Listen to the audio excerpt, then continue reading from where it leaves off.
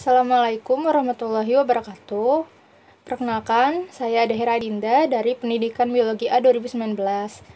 Pada kesempatan kali ini, saya akan menjelaskan materi tentang biomembran. Membran sel tersusun atas struktur utama, yakni dua lapisan lipid serta protein.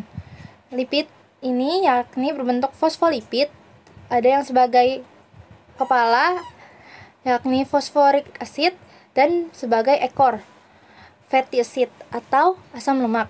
Nah, bagian kepala ini cenderung menyukai air atau hidrofilik, sedangkan bagian ekor cenderung menjauhi air atau hidrofobik. Nah, karena dua sifat berbeda ini dinamakan sebagai selective permeable.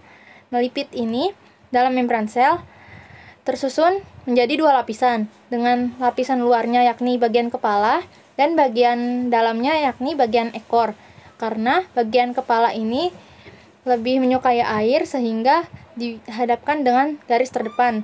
Nah, bagian ekor ini cenderung menjauhi air sehingga dia berada di dalam lapisan. Kemudian ada protein. Proteinnya terbagi menjadi dua, yaitu pertama protein integral, yakni protein yang tertanam di antara dua lapisan lipid. Lalu ada protein perifer yang tertanam di satu lapisan lipid saja. Di protein integral ini terdapat channel. Kemudian di membran sel ini juga terdapat karbohidrat. Karbohidrat ini berbentuk glikogen. Nah, glikogen ini yang berikatan dengan protein disebut glikoprotein, sedangkan glikogen yang berikatan dengan lipid disebut glikolipid. Di dalam membran sel terdapat alkohol. Nah, alkohol ini berada di antara lapisan lipid. Di dalam gambar ditunjukkan oleh gambar bulatan berwarna kuning. Yang ini, alkohol ini berfungsi untuk mempengaruhi fluiditas membran sel. Nah, di dalam integral protein terdapat channel. Channel ini, yang ini merupakan saluran untuk keluar masuknya air atau zat terlarut dalam air. Kemudian untuk vitamin yang larut lemak dapat melewati membran sel melalui bagian lipid. Di bagian lipid ini atau fosfolipid. Pergerakan atau transport melewati membran sel. Yang pertama ada molekul kecil tidak bermuatan. Nah, molekul kecil tidak bermuatan ini sangat mudah untuk keluar masuk ke atau dari membran sel. Nah, contohnya ini ada H2O, NH3, CO2, dan O2. Untuk CO2 dan O2 dapat melewati bagian lipid, sedangkan untuk H2O dan NH3, H2O merupakan air dan NH3 merupakan zat yang terlarut di dalam air, sehingga tidak dapat melewati lipid, melainkan melalui channel. Yang kedua, ada molekul besar yang larut dalam lipid. Contohnya yakni hidrokarbon, yaitu hormon derivat steroid. Nah, contoh dari hormon derivat steroid ini yakni estrogen, progesteron, testosteron, serta hormon dari korteks adrenal. Lalu yang ketiga ada molekul besar larut air. Contohnya ini glukosa. Glukosa ini karena larut air, dia tidak bisa melewati lipid atau membran sel. Nah, lewat channel juga tidak bisa karena dia merupakan molekul yang besar.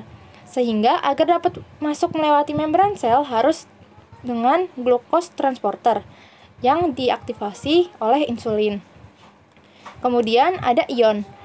Ion ini tidak dapat menembus membran sel karena memiliki muatan. Nah, ion ini juga kadang-kadang membentuk kompleks.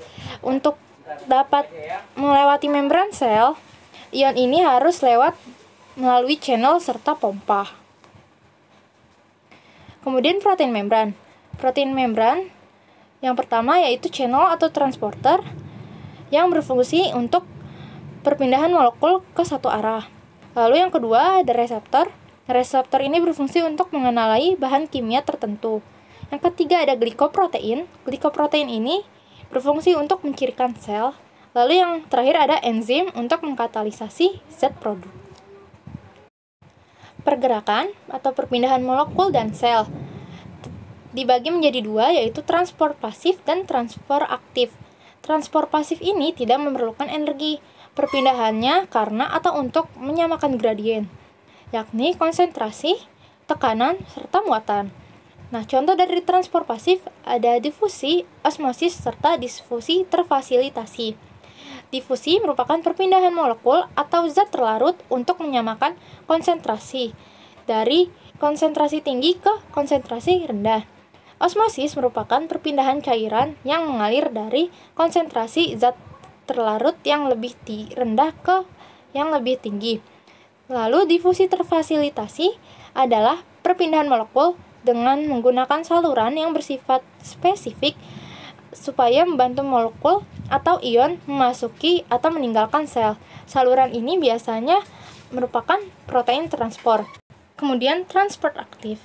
Transport aktif ini merupakan perpindahan molekuler yang memerlukan energi atau melawan gradien. Contohnya yaitu endositosis serta eksositosis. Endositosis merupakan proses masuk zat atau material besar seperti organisme, partikel, serta molekul besar ke dalam sel. Terbagi menjadi dua. Yang pertama fagositosis, jika merupakan zat padat yang masuk ke dalam sel, sedangkan pinositosis merupakan zat yang masuk ke dalam sel berupa cairan. Lalu eksositosis. Eksositosis merupakan proses pengeluaran zat dari dalam sel yang melibatkan vesikel. Sekian dari saya. Terima kasih. Kurang lebihnya mohon dimaafkan. Wassalamualaikum warahmatullahi wabarakatuh.